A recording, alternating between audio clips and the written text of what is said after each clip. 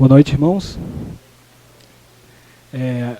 Então vamos ter esse momento de reflexão na palavra do Senhor e eu convido os irmãos para abrirem suas Bíblias no Evangelho de Mateus, conforme está aí, Mateus capítulo 5.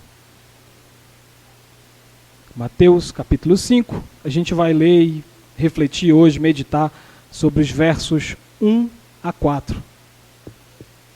Evangelho de Mateus, primeiro livro do Novo Testamento, capítulo 5, versos 1 até o 4. Os irmãos acharam? Amém. Texto famoso, né? O sermão dos bem-aventurados os humildes de espírito, porque deles é o reino do e as orações que te oferecemos. E nesse momento, Pai, recebe como aroma suave esse momento em que nós refletimos sobre a Tua palavra. Usa essa palavra, Pai, para nos transformar, para nos disciplinar e para nos guiar no Teu caminho. Nos ensina, Pai, a caminhar pelo Teu caminho, um único caminho seguro nessa vida. Amém. Irmãos, as nossas vidas, elas são, como os irmãos sabem, marcadas pelas escolhas que nós fazemos. Todos vocês estão aqui hoje porque tomaram uma escolha de estar aqui hoje. Claro, a gente sabe que Deus é soberano, que Ele controla todas as coisas, então que Ele sabe disso tudo. Mas Deus fez a gente com uma capacidade de fazer certas escolhas na vida. Só que uma grande angústia, um grande problema dessa vida de escolhas é que a gente não sabe qual é a escolha certa sempre a fazer. Às vezes a gente tem que tomar uma escolha e não sabe qual é a certa. A gente não vê o futuro, a gente não sabe qual sempre o caminho certo que a gente tem que seguir para ser feliz. Isso é uma angústia. A gente quer ser feliz, a gente quer seguir pelo caminho certo, mas nem sempre é tão claro qual é esse caminho. Sim, claro, a gente tem a Bíblia, a gente tem a palavra do Senhor, que diz muito sobre as escolhas que a gente deve evitar nessa vida, que diz muito sobre as escolhas sábias, as escolhas corretas que a gente tem que fazer. A Bíblia diz tudo isso. Mas a Bíblia, ela não é um manual de adivinhação para a tua vida. Ela não vai entrar em assuntos muito específicos. Por exemplo, que faculdade eu tenho que fazer? Eu devo ficar nesse emprego que eu estou? Ou eu devo mudar de emprego? Em algumas questões, a Bíblia não entra. E a gente fica meio no escuro. Então, já que a Bíblia não é esse manual de adivinhação, esse horóscopo para o teu futuro pessoal, como é que a Bíblia me ajuda a tomar decisões corretas para que eu seja feliz? Ou seja, irmãos, como é que a Bíblia me ajuda a andar por um caminho seguro? Que é o nosso tema de hoje. Caminhando por um caminho seguro. Irmãos, a gente está iniciando hoje uma série de pregações sobre o Sermão do Monte, que é o sermão mais importante que o Senhor Jesus já pregou. E esse sermão se inicia com as bem-aventuranças. Então hoje a gente vai ver as duas primeiras bem-aventuranças, na semana que vem mais algumas, e vai seguindo com o pastor Melquiades também. E eu quero que os irmãos olhem para essas bem-aventuranças, para esse Sermão do Monte, como uma espécie de manual, veja bem, um manual de como seguir um caminho seguro na sua vida. Amém? Ou seja, aqui a gente tem o ensino do Senhor Jesus sobre como você tem que andar nessa vida para evitar certos problemas, para evitar certas ciladas e garantir que você vai encontrar a felicidade. Mas ao mesmo tempo eu quero que a gente repense o conceito de felicidade.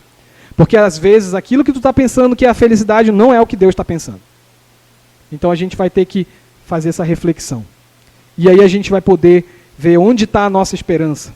Amém, irmãos? Então vamos orar mais uma vez pedindo que o Senhor nos abençoe nesse processo. Pai, nós estamos diante do Senhor, é o teu povo, Pai. O Senhor disse que jamais deixaria o teu povo. Nós te pedimos, nós te rogamos agora como povo do Senhor, envia o teu Espírito Santo, Senhor, e que nesse momento a tua palavra seja grandemente pregada, que eu seja apenas o meio, Pai, mas que eu seja mais um com meus irmãos a ser abençoado pela tua palavra. Edifica o teu povo, Senhor, e faz com que o teu povo cresça em graça e em misericórdia, pelos méritos de Jesus Cristo, nosso Senhor. Amém. Irmãos, esse Sermão do Monte, ele se inicia aqui no capítulo 5, onde a gente leu, capítulo 5, verso 1, e ele vai até o capítulo 7. É um sermão que dura aí esses 3 capítulos, 5, 6 e 7. Mas, se ele começa no capítulo 5, significa que várias coisas já aconteceram antes, não é? A gente tem Mateus capítulo 1, Mateus capítulo 2, Mateus capítulo 3, muita coisa aconteceu até chegar nesse sermão. E a gente precisa passar por esses eventos antecedentes que eu estou chamando aí, ou seja, os eventos que aconteceram antes desse sermão, porque é importante, a gente não pode pegar o bonde andando. A gente chega no capítulo 5, a gente tem que saber algumas coisas que aconteceram antes desse sermão. Primeiro evento antecedente que eu quero apontar para os irmãos.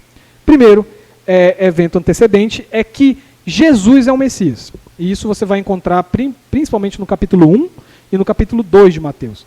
Mateus apresenta Jesus como Messias, o rei de Israel, da linhagem de Davi. A gente já tem falado sobre isso aqui. Ele mostra a linhagem de Cristo, fala toda a genealogia de Cristo, seus antepassados, do verso 1 ao 17.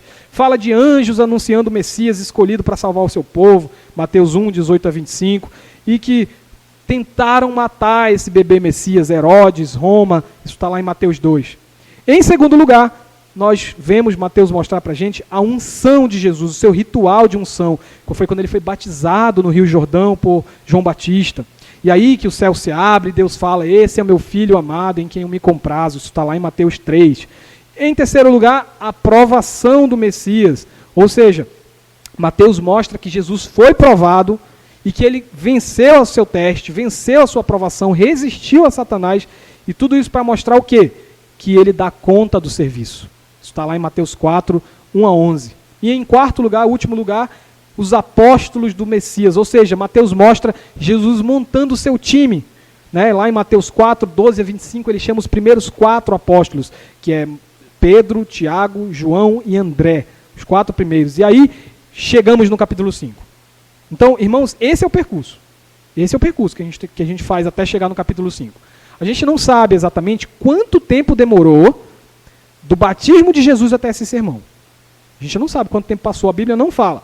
Mas o que a gente sabe é que a essa altura do campeonato, no Mateus 5, Jesus já era muito famoso. Ele já era um rabino. Rabino é o nome que os judeus davam para os grandes mestres. Ele já era um rabino. Por isso, o verso 1 aí de Mateus 5, que a gente leu, diz que multidões o cercavam. Multidões, não é uma multidão, é multidões. Então o Senhor Jesus já era muito seguido. E o que a gente vê de toda essa introdução? É que Jesus já era um grande mestre. E é isso que a gente vai é assim que a gente vai começar esse nosso primeiro ponto. Jesus é um mestre que revela o caminho. A gente vai ver isso dos versos 1 até o comecinho do verso 3. Meus irmãos, Mateus está querendo contar algo para a gente. É por isso que ele faz questão de dar tantos detalhes. Do capítulo 1 a 4, tem muita coisa que Mateus está passando para a gente aqui. E como vocês já viram, a primeira coisa que Mateus quer que você entenda é que Jesus é um líder superior. Um grande líder. Não é um qualquer, não é mais um líder. Não é mais um pastor, não. Ele quer que você entenda que Jesus é o maior e o definitivo líder da história do povo de Deus. Isso aí você vê por 2 detalhes, olha aí. Está aí o texto, verso 1 e 2, e essas 2 palavras grifadas, assentar-se e dizendo. Ou seja, primeiro, tem uma comparação óbvia aqui. Mateus quer que você olhe para Jesus e lembre de Moisés. Sabia disso? Por que eu estou te dizendo isso? Porque, olha só, esse líder, Jesus, foi perseguido na infância. Mateus conta isso lá no capítulo 2. Tentaram matar o bebê. Moisés também. Lembra de Moisés sendo perseguido pelos egípcios? Depois, esse bebê, Jesus, foi morar no Egito. Moisés também. Aí depois, esse bebê se torna um homem e ele vaga no deserto guiando o povo de Deus. Moisés também. Agora esse homem que está guiando o povo de Deus sobe o monte para receber palavras de Deus e compartilhar. Moisés também. Então, Mateus está fazendo uma comparação. Ele está querendo que você lembre de Moisés para dizer, lembra de Moisés, aquele líder? Esse aqui é um outro Moisés, muito superior, muito melhor. E em segundo lugar, ele quer que você não esqueça, a gente já falou isso, que ele é o Messias. Mas quer ver 2 detalhes aqui no nosso texto, que Mateus está apontando que Jesus é um grande líder? Vamos lá olhar esses detalhes. Primeiro detalhe, versículo 1 aí, diz, Jesus viu as multidões, subiu ao monte e como se assentasse. Já parou para pensar nisso? Por que Mateus faz questão de dizer a posição que Jesus pregava? Ele pregava sentado. Irmãos, isso é importante pelo seguinte. Essa posição, pregar sentado, era uma postura oficial que só os maiores rabinos podiam usar. Era um ato de respeito. Quando um rabino chegava a uma certa idade, já era um ancião de idade, respeitado, ele ganhava uma cadeira, um trono grandão, e aí ele podia sentar e pregar sentado. Aí todo mundo ficava olhando aquele homenzão sentado num trono. Nossa, esse cara é de Deus. Jesus prega sentado. E Mateus faz questão, porque Mateus não precisava registrar isso. Jesus estava em pé, estava sentado, estava encostado na parede. Mas Mateus diz, ele estava sentado, porque ele quer que você veja isso. Jesus é um mestre. E como mestre, ele senta sentado. Segunda palavra que está marcada aí. Ele passou a ensiná-los dizendo. Está vendo essa palavra que está marcada de verde? Dizendo. Essa palavra, dizendo aí, no grego original, lá na Bíblia, significa abriu a boca para falar. É estranho isso. Mas é que essa palavra, irmãos, ela é usada geralmente quando uma autoridade, tipo um juiz, um governador, ele vai fazer um discurso oficial, solene. Todo mundo tem que parar de falar e ouvir. Então é uma palavra séria. Quando Jesus termina o Sermão do Monte aqui, se você for olhar depois lá em Mateus 7, 29, quando acaba esse sermão, Mateus diz o seguinte: e todos se admiravam do seu ensino, porque ele ensinava como quem tem autoridade e não como os mestres da lei. Ou seja, a forma como Jesus falava era de um poder, meu irmão, que superava todos os mestres da lei de Israel. Então, por isso que Mateus dá essa ênfase. Veja, Jesus está pregando. Silêncio, ele está pregando. Ouça a voz dele. É aquele homem sentado. É um mestre. Ele é superior a Moisés. Ele é o Messias. Então esse é o nosso primeiro ponto, irmãos. Jesus, ele é o maior mestre. Ele superou Moisés. Por isso ele tem essa autoridade de sentar para pregar e de abrir a boca e todos se calarem para ouvi-lo. Mas tem um segundo ponto aqui, sobre o ensino de Jesus. Já vimos, Jesus prega sentado como um grande rabino, Jesus abre a boca como uma grande autoridade. Mas tem um segundo ponto aqui.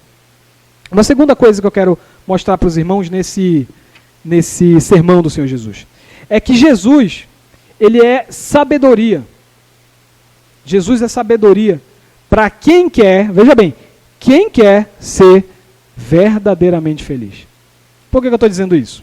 Porque tem um outro importante sinal de que Jesus é um mestre, aqui no sermão dele.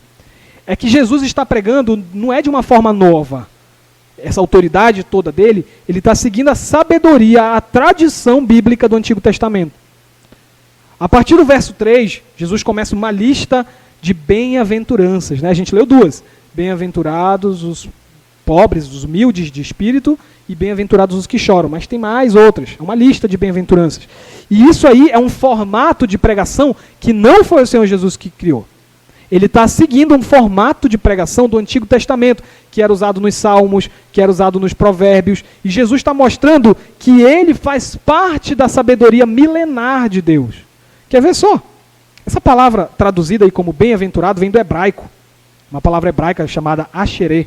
Essa palavra aparece mais de 40 vezes no Antigo Testamento. Ou seja, muitas vezes. E essa palavra ela descreve uma pessoa que está andando num caminho seguro, um caminho bom. E por isso essa pessoa ela é chamada de feliz. Então tem algumas outras traduções da Bíblia que ela não faz assim, bem-aventurado os que choram. Não, ela diz, felizes os que choram. Porque quem segue nesse bom caminho é feliz. Então Jesus está apontando para uma sabedoria que te leva à felicidade. Mas ele não criou esse caminho. Ele está seguindo esse caminho. Tem muitos textos do Antigo Testamento que já ensinavam sobre a felicidade. Se você olhar, por exemplo, vou só citar para a gente não demorar muito abrindo, mas se você lembrar aqui do Salmo 1, Salmo 1, verso 1 diz, bem-aventurado o homem que não anda no conselho dos ímpios. Bem-aventurado o homem. Aí a gente tem Provérbios 3, 13, que diz, feliz o homem que acha sabedoria. Feliz o homem. Veja, irmãos, nesses dois textos, tanto a palavra bem-aventurado, no Salmo 1, como a palavra feliz, no Provérbio 3, são a mesma palavra no hebraico. O tradutor colocou de forma diferente. No Salmo ele colocou bem-aventurado, no Provérbio ele colocou feliz, mas é a mesma palavra, que significa feliz, bem-aventurado, ashrei. Jesus está usando essa mesma palavra no seu Sermão do Monte. Bem-aventurados os que choram, felizes os que choram. Ou seja, ele quer que os seus discípulos, e nós também aqui, entendam que esse sermão vai na linha dessa sabedoria bíblica do Antigo Testamento. Jesus está mostrando que a felicidade de todo homem, de toda mulher, vai num caminho em direção a Deus. Se você quer ser feliz, o primeiro passo é tema a Deus e busque a sua sabedoria. Essa é a primeira coisa que Jesus está apontando. O Sermão do Monte é um sermão, irmãos, de um mestre amoroso que é Jesus, apresentando para nós, para mim e para você, uma sabedoria de um caminho que é seguro para que você seja feliz. Entendido, irmãos? Mas, como eu disse no começo da introdução, a gente precisa repensar algo aqui. Quando eu digo felicidade, você ser feliz, não se trata de uma felicidade assim emocional, sabe? Não é aquela felicidade que você diz, hoje eu estou me sentindo feliz. Amanhã não. Não é esse tipo de felicidade. Não é um sentimento. Quando a Bíblia diz, feliz é o homem que chora, feliz é o homem pobre, a Bíblia está dizendo que é um fato que ele é feliz. Independente se ele se sente feliz ou não, não interessa se ele está se sentindo feliz. A Bíblia está dizendo, esse homem é feliz. Sabe por que ele é feliz? Porque ele está num caminho que vai levá-lo à felicidade. Então a felicidade já começa no caminhar, não só quando ele chegar lá no objetivo. Durante a caminhada tem espinhos. A gente tropeça em pedras. Mas você é feliz só de estar no caminho. Porque a gente sabe onde esse caminho vai te levar. Então a felicidade não é se você for humilde. A felicidade não é se você chorar. Você já é feliz. Porque você já está no caminho da felicidade.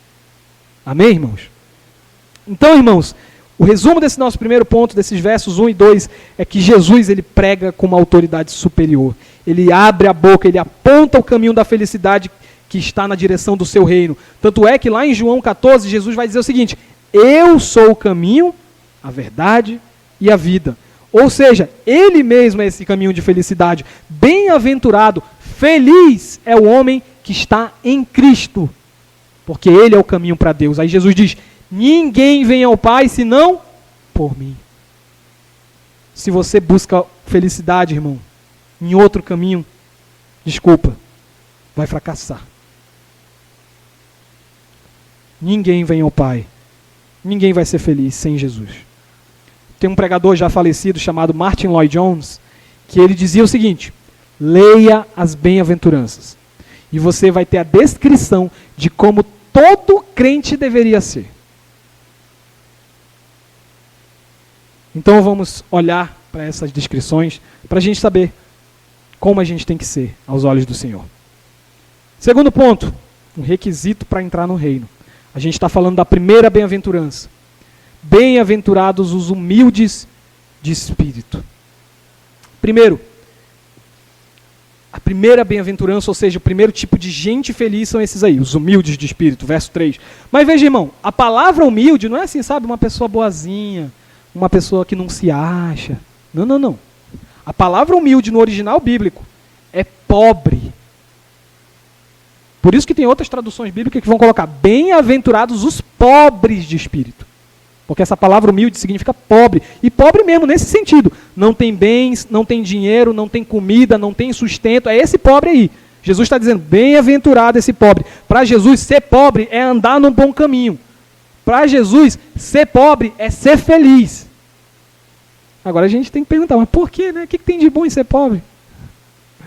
Não é? O que tem de bom em ser pobre? Vamos ver aqui. Duas coisas sobre a pobreza que podem ser positivas. Primeira coisa é que o pobre só tem Deus para confiar. Olha só. Jesus chama o pobre de feliz porque ele entende que o pobre é aquele tipo de gente que não tem nenhuma razão para confiar em si mesmo. Se o pobre é aquela pessoa incapaz de garantir o próprio sustento, se o pobre é aquela pessoa incapaz de comprar a própria comida, como é que ele vai confiar nele mesmo? Como é que ele vai ser soberbo? Como é que ele vai se achar o cara se ele não pode nem conseguir a própria comida? Então o pobre, ele é feliz, ele é chamado de bem-aventurado por Jesus, Porque a pobreza impede ele de confiar nas riquezas, já que ele não tem nada. Por isso ele é feliz. Então, o pobre de espírito, o humilde de espírito, é aquele que sabe que não pode confiar a sua salvação em si mesmo. Ele sabe, eu não posso me salvar. Eu não tenho condições de me salvar. Só Deus pode me salvar. Ao Senhor pertence a salvação. Esse é o primeiro ponto positivo da pobreza. O pobre só pode confiar em Deus, não nas riquezas, porque ele não tem nada. E um segundo motivo para confiar um segundo motivo porque Jesus diz que o pobre é feliz, o pobre é bem-aventurado, é que o pobre, geralmente, quase sempre, ele é desprezado pelos poderosos. O segundo motivo, então, é que, de fato, geralmente os pobres são desprezados, principalmente pelos poderes corruptos desse mundo.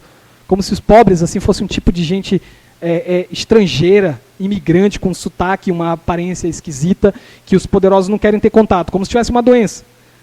E o crente é meio que isso, irmãos. É como se o crente ele fosse tão diferente dos poderosos desse mundo, que é como se fosse um estrangeiro mesmo. E a Bíblia diz que nós somos estrangeiros, e peregrinos e forasteiros nesse mundo. É isso que nós somos. O crente ele é alguém que nasceu de outro mundo. Lembra que Jesus disse para Nicodemos? O homem ele precisa nascer de novo. Não mais da carne, mas do Espírito. Então a gente é esquisito por esse mundo. Isso é uma coisa boa. Os judeus daquele tempo do Senhor Jesus, eles não eram assim. Eles eram a elite, se vestiam bem. Eles eram amigos de Herodes, o rei. Eles eram amigos de Pôncio Pilatos. Lembra que a gente falou na escola dominical? Eles odiavam os estrangeiros. Odiavam os pobres, os doentes. Sabe por quê? Porque os poderosos eles não estão mais preocupados com o reino de Deus, com o reino dos céus. Porque eles já estão confortáveis aqui nessa terra, eles já têm o reino deles aqui. O crente não é assim. O crente ele está disposto a perder tudo nessa terra, porque ele acredita num outro reino. Veja lá os discípulos de Jesus, João, Pedro, André, Tiago, foram chamados por Cristo e abandonaram a empresa deles. Eles tinham um micro negócio de pescaria, né? Eram 4 pescadores sócios. Abandonaram, deixaram o barco e tudo. Mateus, que está escrevendo esse evangelho aqui para a gente, ele era um coletor de impostos, um funcionário público. E ele abandonou o emprego para ficar com Jesus. O crente ele não se apega a esses poderes seculares. Pelo contrário, ele é rejeitado por esses poderes. E é por isso que ele também tem que aprender a rejeitar os poderes. Ou seja, quando vem ofertas para a gente se corromper, abandonar o reino de Deus e ficar com o reino dos homens, a gente tem que dizer não. Só teve um discípulo, irmão, dos 12 discípulos do Senhor Jesus, só teve um que ficou famoso dentre os poderosos. Sabe quem foi? Judas Iscariotes. Ele andava no meio dos poderosos, com aquela sacolinha cheia de moedas, negociando a traição do Filho de Deus. Malditas 30 moedas. O único discípulo famoso foi Judas. Os outros todos perderam tudo por causa do Senhor. Então, temos esses 2 motivos, irmãos. Mas também temos mais uma coisa para olhar sobre a pobreza. É que a pobreza é um status para a nossa garantia de entrada no reino de Deus. Isso aí está no final desse verso, a parte B desse verso. Porque deles é o reino do quê? Dos céus. Jesus está garantido. Os pobres são felizes. Por quê? Porque eles têm garantia. O reino do céu está garantido, é deles. Olha só, irmãos. Nossa história não vai acabar. A gente pode ser pobre para o resto dessa vida. A gente pode morrer nessa vida e não conseguir melhorar a nossa situação financeira. Tomara que melhore, irmãos. Mas pode não melhorar. Mas a promessa que Jesus está fazendo aqui para ti é que quando acabar essa vida, Ele quer que você tenha esperança, sabendo que depois da morte você vai herdar um tesouro que nenhuma riqueza nesse mundo se compara. O irmão José Maria, novamente, estava dizendo hoje, mais cedo, que um bilionário comprou não sei o que por 200 bilhões, não sei o que lá, e que isso, nada disso compra a alma de um crente. E é verdade o que o senhor José Maria falou. Toda a riqueza desse universo não vale a entrada no reino dos céus. Então, irmãos, mesmo que tua vida não mude nesse mundo, saiba, seja feliz, Porque você já tem garantida a entrada num reino com muito mais riqueza. Você já tem garantida a entrada num reino onde você podia ser desprezado aqui nessa terra. Mas nesse reino, você é convidado de honra a entrar no palácio do Rei Jesus. Essa é a diferença. Essa é a diferença. Então você tem essa entrada garantida e você tem que saber que você está investindo. Quem investe não tem retorno na hora. Então se você é pobre hoje, é porque você está investindo nesse reino do futuro. Você está andando num caminho que o lucro está lá na frente. O lucro não é agora. Jesus não está te prometendo que você vai ser rico agora. Quem promete isso aí são os pastores aí dessas igrejas aí. Jesus não promete isso não. Ele te promete que você vai herdar o reino dos céus. Jesus foi muito claro com isso, irmãos, muito duro com isso. Em vez de ele dizer, o que é que você precisa ter para entrar no reino de Deus? Ele não disse isso. Em vez de dizer isso, ele disse, você não precisa ter nada para entrar no reino de Deus. Esse que é o teu passaporte. Você precisa ter tipo como se fosse uma declaração de imposto de renda negativa. Se você chegar na porta do céu diante de Jesus com uma declaração dizendo que você ajuntou riquezas, que você correu atrás de riquezas, não vai te valer para nada. Pelo contrário, pode te condenar. Porque Jesus disse, é mais fácil passar um camelo pelo fundo da agulha. Sabe aquele buraquinho do fundo da agulha? Jesus disse, é mais fácil passar um camelo por aquele buraco do que um rico entrar no reino dos céus. Ah, irmão, que palavra dura. Que palavra dura. Não queira ser rico não, irmãos. Jesus disse, não acumuleis para vós tesouros nessa terra, mas ao contrário, juntem para vós riquezas no reino dos céus. Isso está lá aqui em Mateus 6 mesmo, aqui no Sermão do Monte Jesus diz isso. Agora, irmãos, isso não significa que é pecado você ter bens materiais. Não significa que é pecado você ganhar uma graninha, não. Isso aqui significa que é pecado você se acabar, você correr atrás dessas coisas por toda a sua vida. Você amar a riqueza, isso é pecado. Porque se você ama a riqueza, seu coração está ali. E você não vai herdar o reino dos céus. Então nós devemos ser felizes, irmãos. Mesmo sendo pobres nessa vida.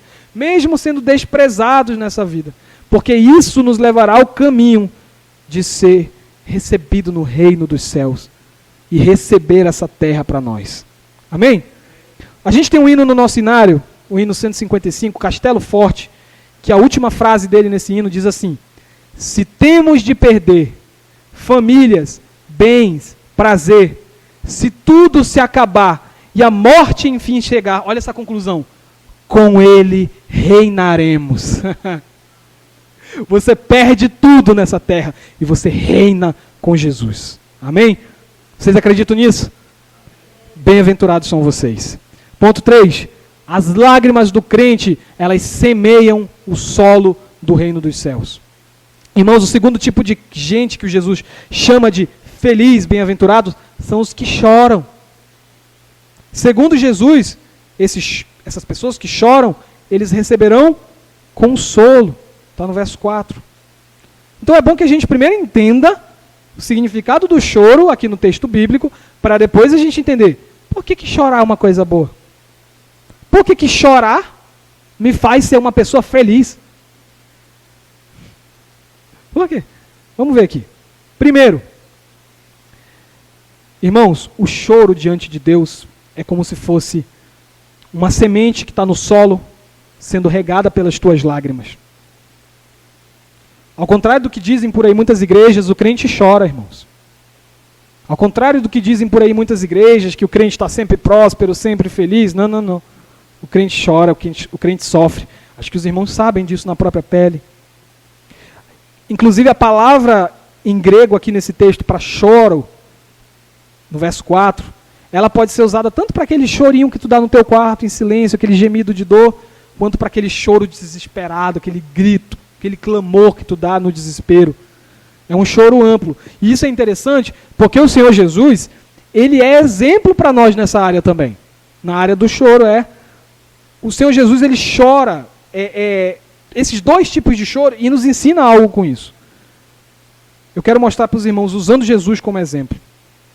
que Jesus, no seu momento mais difícil, antes de ser entregue para ser crucificado, lá no jardim do Getsêmani, quando ele foi orar, ele chorou.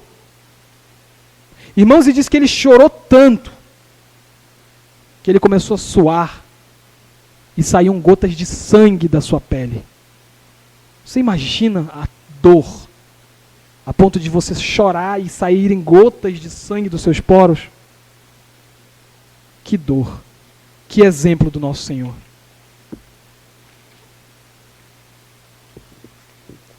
Ele pediu de forma humilde do Pai.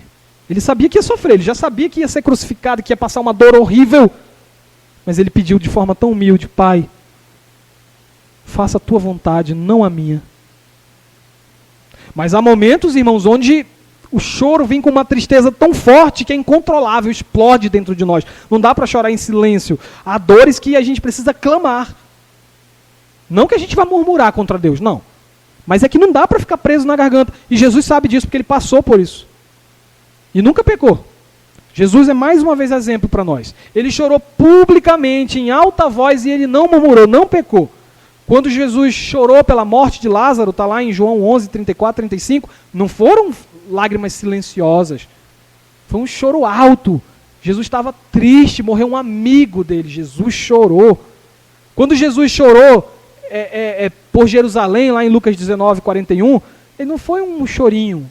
Foi um clamor, em alta voz. A Bíblia diz que ele gritou: Jerusalém, Jerusalém, quantas vezes eu te quis colocar debaixo das minhas asas como a galinha protege os pintinhos, e você não me quis. Que dor ser rejeitado. Isso tudo nos mostra, irmãos, que há um tipo de lágrimas que são eficazes. Lágrimas corretas. Lágrimas que têm que estar nos teus olhos. Há dois tipos de lágrimas eficazes. O primeiro tipo de lágrima eficaz é o choro por justiça. É o choro que suporta a injustiça, o sofrimento. Jesus gritou na cruz, crucificado: Deus meu, por que me abandonaste? Ele estava murmurando contra o Pai? Não, ele estava dizendo: até quando, Senhor, eu estarei aqui sozinho? Até quando, Senhor, a justiça reinará?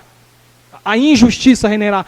Quando é, Senhor, que virá o dia em que o teu poder vai destruir o pecado e a morte?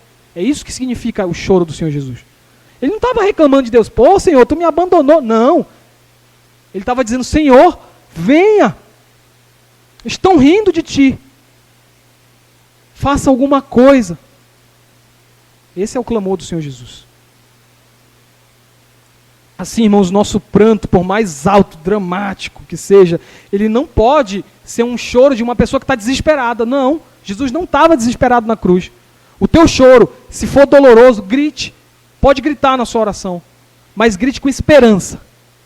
Grite porque você crê que Deus justifica o sofrimento. Que nem quando Pedro diz lá em 1 Pedro 2,20, ele fala: se você está sofrendo porque fez coisa errada, o que você quer receber em troca? Você mereceu. Agora, se você está sofrendo porque fez a coisa certa e está sendo injustiçado, Deus vai te recompensar. Chore diante de Deus. Abra a voz, mas não só a voz, abra os olhos, para que o Senhor veja essas lágrimas. Há um segundo tipo de choro eficaz, além do choro de injustiça, de sofrimento, há o choro pelo pecado, irmãos.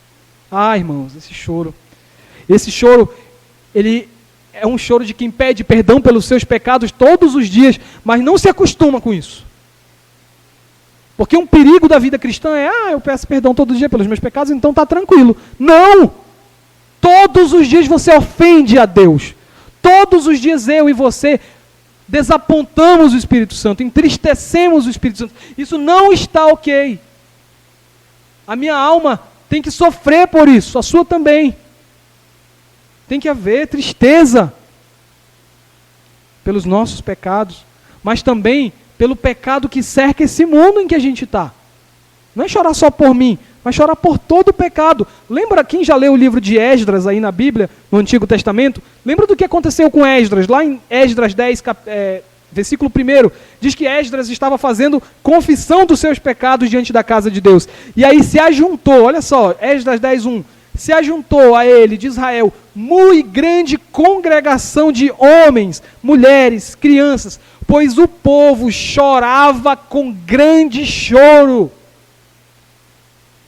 Irmãos, a gente precisa lamentar profundamente, porque fazemos parte de um país, de uma cidade, de um bairro que está perdido em seus pecados. Feliz é a nação que chora pelos seus pecados. Os pecados do Brasil precisam nos incomodar, nos fazer chorar. Nós precisamos ser igual aquele salmista do Salmo 119, que diz assim: torrentes, uma cachoeira de água saiu dos meus olhos, Senhor, porque os homens não guardam a tua lei. Quantas vezes, irmãos, eu e você já choramos porque um primo, um parente nosso não quer saber de Jesus? Você já chorou porque um parente seu não ama Jesus? Se você não chorou, irmãos, ainda há tempo. Chore. Chore, porque Jesus chorou por causa do pecado. Jesus Cristo trilhou esse caminho de lágrimas. Agora, irmãos, tem uma notícia boa nesse caminho. Essa parte do caminho em que a gente vai chorando é só metade do caminho. Colhendo frutos com alegria.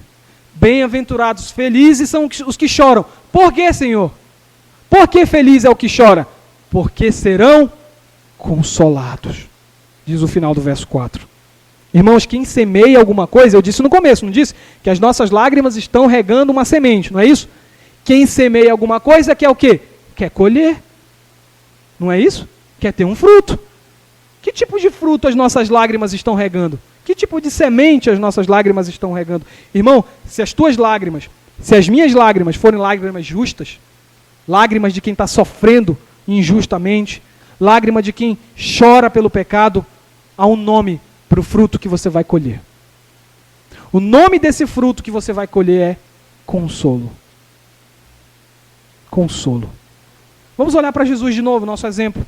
Lembra lá no Getsemane, o que eu disse? Ele orou: Pai, se possível, Pai, passa de mim esse cálice, eu não quero passar por isso.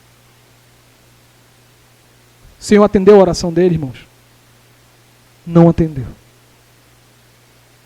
Ele teve que passar pelo sofrimento.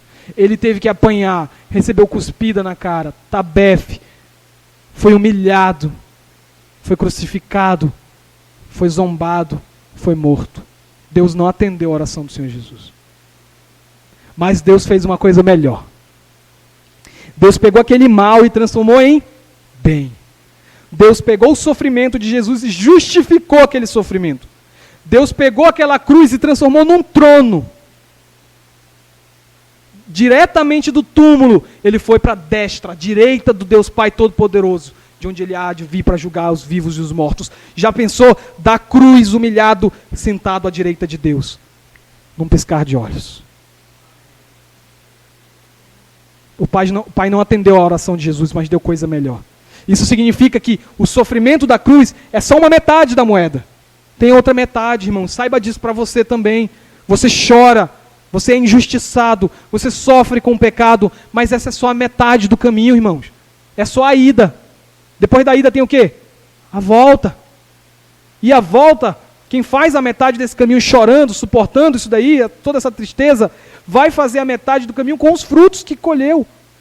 O Salmo 126 diz assim: os que com lágrimas semeiam, com júbilos ceifarão. Quem sai chorando enquanto semeia, voltará trazendo seus feixes. Os feixes é aquele sacão, sabe que já foi na feira? Aquele sacão de mandioca, aquele saco de cará, de macaxeira, aquele saco de feira enorme. Quem sai chorando nessa vida, derramando lágrima, volta com um fardo de consolo de Deus. Volta com um saco enorme do consolo do Senhor. Por isso a Bíblia diz: Ele enxugará dos teus olhos toda lágrima. Toda lágrima. Amém, irmãos? O choro de hoje é a nossa glória de amanhã. Então, queridos, você está chorando, você está triste, você é feliz. Ah, mas eu estou triste. Você é feliz. Porque você será consolado. E esse é o único caminho seguro na vida. Se você tentar ir por outro caminho para ser feliz agora, você vai ser triste no final. Mas se você aceitar a tristeza de Deus nessa vida, você vai ser consolado no final. Vamos recapitular então para a gente caminhar para o fim. Recapitulação, primeiro a gente viu, por que Jesus é um mestre superior a qualquer outro? E aí a gente viu a resposta, irmãos. Porque ele é o Messias. Ele é o rei de Israel. Só ele tem autoridade divina, autoridade de Deus para mostrar o caminho da felicidade. E não é qualquer felicidade não, irmão. Daquele livro que tu compra na livraria, 10 passos para ser feliz. Não, não, não, não. Felicidade eterna. Só Jesus. Quem são essas pessoas felizes que ele está dizendo, que ele está apontando? Os pobres de espírito e os que choram. Por que o pobre é feliz? Quem é o pobre? O pobre é aquele que não pode confiar em riqueza. Ele não tem nada. Mas somente em Deus. E os que choram, quem são? São aqueles que suportam o sofrimento com paciência e experimentam profunda tristeza pelo pecado. Tá, e por que essas pessoas são consideradas felizes? Por que o pobre e a pessoa que chora, ela é feliz?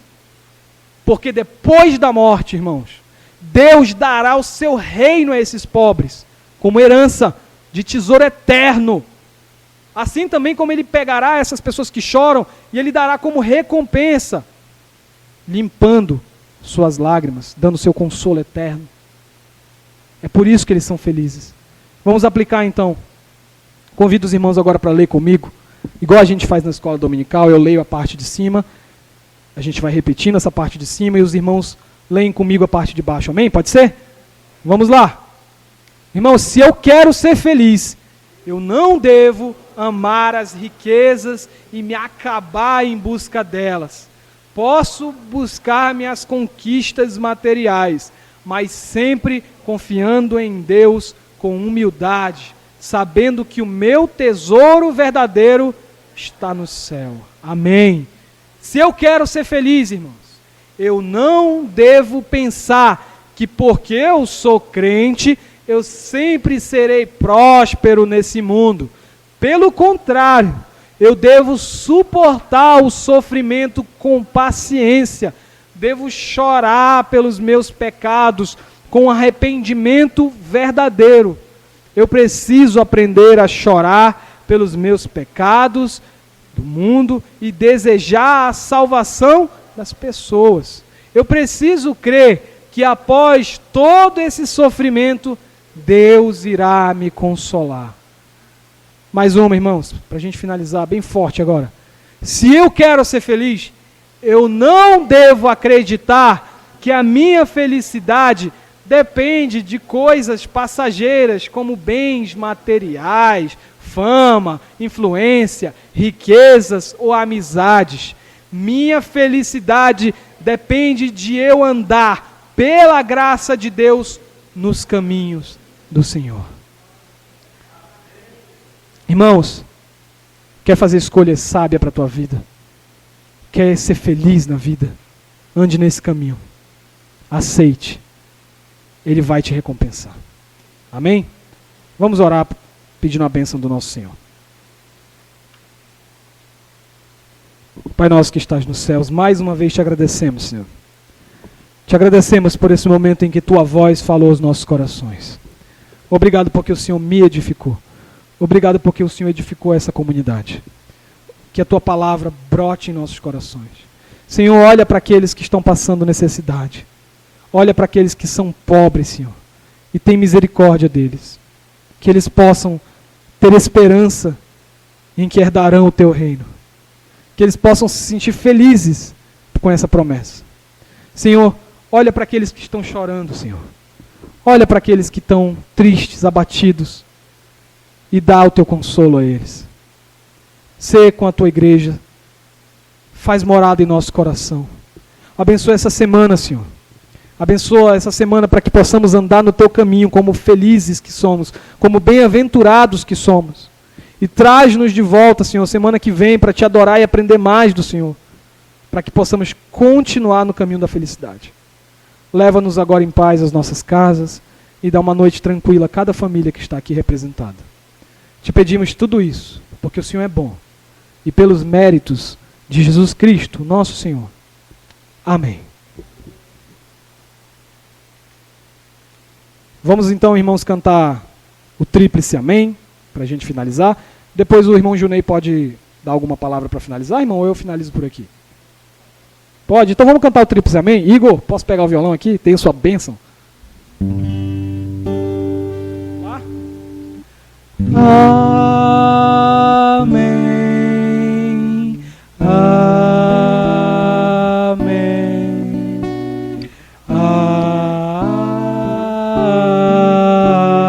Amém.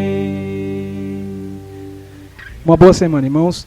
Os irmãos que não receberam o microboletim, o boletim da semana, tem mais aqui comigo, tá? Peguem para que a gente possa orar durante a semana uns pelos outros, tá bom? Vamos orar pelo pastor, sua recuperação. Vamos orar pela viagem do irmão Gilney. E vamos estar juntos, amém, irmãos? Boa noite.